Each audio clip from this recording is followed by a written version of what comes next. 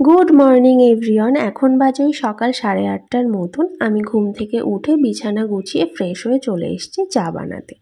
আমাদের বাড়িতে জেনারেলি সকালবেলায় লিকার চা বা লাল চাটাই খাওয়া হয়, তবে আমি চা করলে দুধ চাই করি, কারণ লিকার চাটা আমার আবার ভারী অপছন্দের। তবে সকালবেলাটায় আমি এখন চা খাই না বললেই চলে, আজ একটু ইচ্ছা হলো তাই বানিয়ে ফেললাম। আর চায়ের সাথে ছিল কালকে রাতের বাসি রুটি। এইভাবে রোল করে চায়ে ডুবিয়ে খাওয়ার মজাই আলাদা। যারা ট্রাই করেছো তারা তো জানোই এর টেস্ট, আর যারা এখনও ট্রাই করোনি একবার ট্রাই করে দেখতে পারো কিন্তু।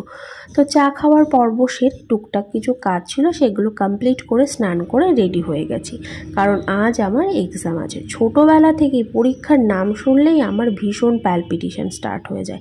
এখনও তার ব্যতিক্রম নাই, তাই টেনশানে আমার বারবার গলা শুকিয়ে যাচ্ছে আর আমি বারবার জল খাচ্ছি।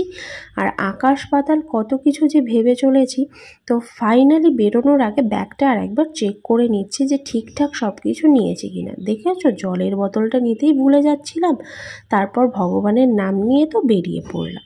যাওয়ার পথেই চোখে পড়লো এইরকম পুরোনো দিনের বাড়ি। এইরকম বাড়ি যে আমার কি ভালো লাগে, মনে হয় নিজের যদি একটা থাকতো। আমার মতো তোমাদেরও ভালো লেগে থাকলে কমেন্ট করে অবশ্যই জানিও। কিছুক্ষণ যাওয়ার পরে এক বিভৎস জ্যামে পড়লাম, প্রায় 30 মিনিট ওয়েট করতে হয়েছিল জ্যামে। আমি পৌঁছাতে পারবো তো? উঠকে কটার থেকে? 3:30। মানে 2:30-এর পরে ঢুকতে হবে, 3টের মধ্যে।